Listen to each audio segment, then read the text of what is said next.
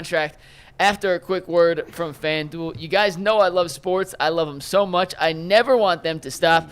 But as the summer gets deeper and deeper and we get further and further away from the NBA season, we get less games than ever. And the sports just aren't sporting like I want them to. But FanDuel lets me keep the sports going whenever I want. All I have to do is open up the app and dream up bets anytime I'm in the mood. And this summer, FanDuel is hooking up all customers with a boost or a bonus daily.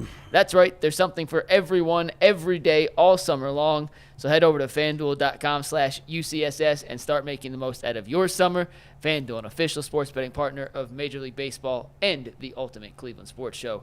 And we start today, Bull, with that extension from the Browns and JOK. It is a 3-year, $39 million, $25 million guaranteed extension to keep JOK with the Browns for the foreseeable future.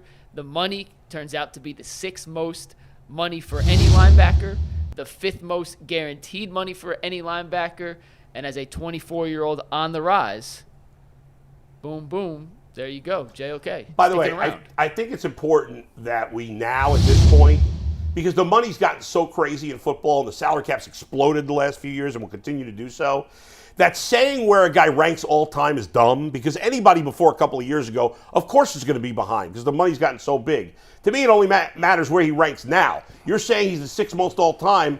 Is that the 6th most now? Because it's all... I didn't say all time. Oh, you didn't say all time. I just said current, like right now, the 6th most Okay, very right good. Now. But it's probably 6th most all time too, because guys weren't getting paid that much back in the day. Could be, no, but right now this is currently so 6th most. 6th most. I think if you're the Browns, I mean, this seems like a really good move. I like the money. I like the player. Kudos. Got to have it. Listen, I'm glad they got this knocked out of the way, because when I said this about, last year, I said JOK is the key to the Browns defense. People looked at me like I was nuts. And I'm like, no, the reason he's the key to the defense is because he allows you to do so many different things at that position. Everybody is looking for a hybrid linebacker like him that can move, that can cover, that can spy. And the fact that he's a new wave type of guy, it took him a little bit longer to get indoctrinated. It's been well documented on this show that he didn't play well, in spurts his second year. Played okay his first year. And we know what DeQuell Jackson said, but hey, listen, DeQuell Jackson on the inside, he probably was going to the table telling him, no, this guy can play now. He done got it together. We need to get him a deal. So he's the key to how the Browns want to play. When you have him and you have Myles Garrett and that speed and agility and able to run sideline to sideline, I like the deal not only for the Browns, but I like the deal for JOK. They had a nice little tidbit at the end. He's 24 years old. They get him right back on the market, able to go get another bite at the apple at 27. And I think when you look at these deals, a lot of young guys should be wanting to look at, instead of getting the long-term security that people want, everybody looking for 5 years, 6 years. Yeah. Give yourself an opportunity to do what Darrelle Revis made popular. Darrelle Revis was getting 6 max deals. I'm like, how? Every time you looked up, Darrelle Revis was like a free agent. I'm like, keep betting on yourself. Keep betting on yourself. He's a free agent every week. Yeah. He like young me in the club. I'm a free agent. You got a girlfriend. I'm a free agent today, just like you. But you're not a free agent anymore. I got a max off the market. I got a max deal. That's right. You got a lifetime deal. I got a max deal. Yeah, I can't. Yeah. Shout out. Earl, what do you got? Man, you know what Dolph said. Rule number 1, get the money first. Rule number 2, don't forget to get the money. That's what JOK did. Yeah, he did. Shout out to JOK for going to get that bag. I think he's a huge part of what the Cleveland Browns want to do on defense. Like, uber athletic, very smart, knows how to read what's going on at the line of scrimmage, and a big part of what the future plans here. We talk about the Browns mantra and what the Browns culture is. He's one of those players that you identify that fits exactly what the Browns culture has become. And any opportunity that you get to lock up those guys for a longer period of time, you take that. I'm happy for him. 2 years ago he did have a down year, but he also lost his brother tragically. And to just see him bounce back from everything he's been through personally, to have the year that he had on the football field last year, and it just seems like his trajectory is just aiming upward. I'm happy for him. I think it's more than a bounce back because, as you said, his rookie year he was okay. It wasn't terrible, but he wasn't what he was last year. I mean, last year he looked like one of the best linebackers in the league, and he just got paid like one of the best linebackers in the league. So it makes complete sense for both sides. I get what you're saying. Obviously, JOK is not the best player on the Browns defense. We know who the best player is. But you want to have the key to me always on defense is you want one stud at every level. You can't have a stud at every position, but you got to have one stud at every level. So you got Myles Garrett, you got Denzel Ward. Now, JOK hasn't done it for as long as those guys have, but you hope that what you saw last year is not a fluke, and I think we all agree it's not. That they found something with him, with his ability, his athletic ability, his nose for the football, which we didn't think he had. He does. And Jim Schwartz put him in a perfect position to succeed. And it helps that the defensive line was much improved, and it did not allow the offensive lineman to get to the linebacker level. But he had a fantastic season, and he got paid accordingly. Not crazy. It wasn't out of whack in any way where they overpaid him. Linebackers in general don't get paid crazy money like a lot of other positions. So the Browns kind of benefit from that. It feels like not enough money, but, it is for compared to other linebackers. So, I don't think there's any complaints here at all. It's a great move. The Browns have continued to do a very good job of when they have players in recent forever. For 20 years, the Browns didn't really have a lot of players worth signing to extensions. Yeah, you had Joe Hayden, you had Joe Thomas, DeQuell. There was, a couple offensive linemen. It was some guys here and there, but they never had a bunch of guys ever in modern history. Now that they've drafted well or better the last 4 or 5 years, or signed guys that are better, and they have these high caliber players, well, you got to lock them up. The owner's got to be willing to spend the money. The GM's got to be willing or figure out how to move the money around to make it work. And the coach has got to get the best out of the players. That's exactly what's happened. And so the Browns have done a great job of locking up all their guys in their prime. Yeah. And that's what he is. Yeah. Before, I remember they had guys like Jabal Sheard. And they would be like, should we? I like Jabal Sheard. You got to chill out. Like, but here's the guy, though. But see, that's what I'm saying. Like, that's what we used to all do. But I like Jabal Sheard. Jabal Sheard was him to me. You'd be like, because them dudes, when you got here, competent pros from other teams are superstars on the Browns, right? When we got Willie McGinnis, we was like, Willie Mack. Willie Mack was all past his prime. Paul Kruger. Kruger, yeah. Remember Cameron Wembley? Cameron Wembley wore number 95 too. I remember his rookie year, he had all those sacks. Man, I was like, we finally got us a standout linebacker. I was like, he the next Jameer Miller. Wow, he had the same number too. Hey, with Markevius Mingos of the world, Danny Shelton, these guys, you see what I'm saying? This is why now you got ball players that are worth the extra extensions, that are getting it done. And now, Jimmy trying to get a new stadium. You think Jimmy ain't trying to have a team to put in that stadium? Yeah, absolutely. Nah. He's like, we're going to spend this money on these folks. So it's a good move. I feel like he's who is the next guy that's getting an extension? I mean, is that it? Martin Emerson. Emerson or Newsome? Or Jed Wills. But we think they're gonna let him. That's true. They think Jed Wills we're gonna let him walk. MGIA might end up being the highest paid corner in the NFL when this is all said and done. So look, it all depends on when because he don't. Number 2 corners don't get paid. Don't break the bank. But what if he come out? What if he had? What if he's an All-Pro? An All-Pro? That's pretty high. No, I'm joking. He ain't gonna be the highest paid. No, I'm saying if he comes out.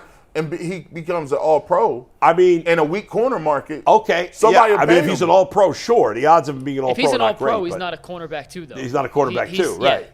You have 2 cornerback ones at that. But yes, the Browns still do have some other guys that maybe you're giving extensions to at the end of this year. Who knows? They extended Grant Delpit, right? He's already got the extension. Delpit signed for $12 million a year last year, so this is right in the same range. Newsome, Emerson, Wills is a potential. Amari Cooper, if he balls out again, they want to bring him back. And Njoku's already got his money. Yeah. You know who could also be up? Myles Garrett, who, by the way, and Earl, you mentioned this at the beginning of the offseason, he is falling down. He's not in the top couple in terms of the highest paid defensive edge rushers in football or the highest paid defensive players. He's certainly deserving if he wants. It's true. He could be another guy. I'm surprised he hasn't squawked about it. How old is he, 28? Yeah. Myles Garrett, I believe. I'll double check.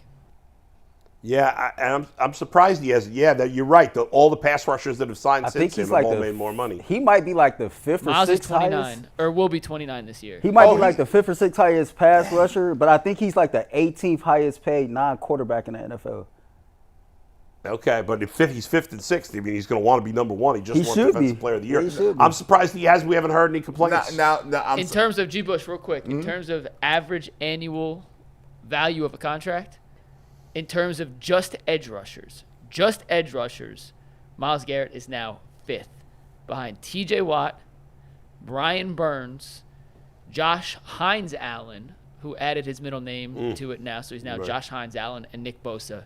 And he's at $9 million less per year on an annual average basis than Nick Bosa. Well, that's because those guys have signed more recently. No, I know, but that's what I'm saying. That's why he has every right. If he says, I want to get paid like that, he deserves it. Gee, what were you saying? I didn't mean to cut you off. No, I was going to tell you. Well, you say I can't wait till when people start saying this. Well, when people going to start saying, well, he's 29. I mean, he'll be 30. When is it coming? Yeah, that's not. When is it coming? Defensive ends can last a little longer than that. I don't feel like. I think that's more about running back and wide receiver. Mike, how old was Michael Strahan when he retired? 1 second. Well, you've said it too, though, G. You wouldn't be surprised if Myles Garrett just out of the blue retired one day. Like that would not shock me either. Well, he got other interests. He got other things he want to do. I wouldn't be surprised if he was like, I'm moving to Africa. He'll do that too. Or like you think, like you go back and look at Calvin Johnson. When Calvin Johnson retired, like he had like 1,700. Like he was prime of his career. Same thing with Barry Sanders. And we was like, what do you mean? And he was just like, my body hurts. Yeah. I don't like living like this. Yeah. And even Aaron Donald to a certain extent. Aaron Donald could play 4 more years. Easy. Oh, of course. He's like, the amount of commitment that it is to be in this type of shape, I don't want to do it no more. I don't want to have to live like that. Go ahead, Mike. So Myles is 28. He turns 29 during the season. Okay. So in December he turns 29. Yeah. So he is 28. Michael Strahan was 36 when he retired. Yeah, I mean. And real quick, did you guys know what Myles Garrett's middle name is? Super random, but when I Googled his age, middle name popped up. I think it's a weird name, right? It's unusual. Lorenz. I've never heard of that as a name. Miles Have you ever heard of that as a name? Garrett. Lorenz? If I say this is why you. What you mean you ain't never heard? I've heard of Lorenzo, not Lorenz. Earl. You know a Lorenz? When you say Lorenz, what? Come on. Who's Lorenz? Because this is crazy because you're supposed to know this. This is Black Culture 101. Tell me. When you say Lorenz, the next word is what? Tate. Everybody knows Lorenz Tate in the hood, in the community. I don't know who that is. Does all you don't know who Lorenz Tate is? Who is Lorenz Tate? Oh, my God. Mike, do you know who Lorenz Tate is? Obviously, come on now, man. He has no clue who he is. He's an actor from Chicago. Bro. He was born in 1975. He's Googling it. You might look it up. His parents were Larry and Peggy, obviously. Hey, Larry and Peggy. Wait, who is Lorenz Tate? Tell me who he is. Fill me in. Listen, Lorenz Tate done every. That's disrespectful. He done every black movie that we've ever listened to. Hey, the sad part is if Mike was actually watching Power like he was supposed to, don't spoil it. I didn't get past episode 1, but don't spoil it. I must know him. It's not Lorenzo. Come on, chat. Oh, my God. Lorenz Tate. He's old dog. I know this guy. Yes, you watch movies. That's why I was hurt. But I didn't know his real name. You know every actor's name? You a movie guy. But I don't know every actor's name. You know everything about acting, He's not a star, though. He's not a movie star. He's a second-tier actor. You seen Minister Society, right? Yes. But that was a long time ago. That's Lorenz Tate. You seen Love Jones? I know who he is. I've seen the guy. He's been in a million things. I know. But I didn't know him by his name. Listen, hey, I tell you. But there you go. There's a Lorenz. There is a Lorenz. Now the question is, was Myles Garrett named after Lorenz Tate? No, because he wasn't. It's spelled differently, though, for the record. Oh. Is it spelled like Lorenzo without the O? Miles is Lorenzo without the O. Yeah. Lorenz Tate is L-A-R-E-N-Z. Yeah, I saw that. That's right. Now, y'all, once again, you act like we spell our names correctly. Yeah, Drew Holiday is the funniest one of all time. At what point in time have we ever are we ever co-signed or bowed down to regular spelling in our names? It's what we do. It's funny how names have changed in all cultures. I think about like when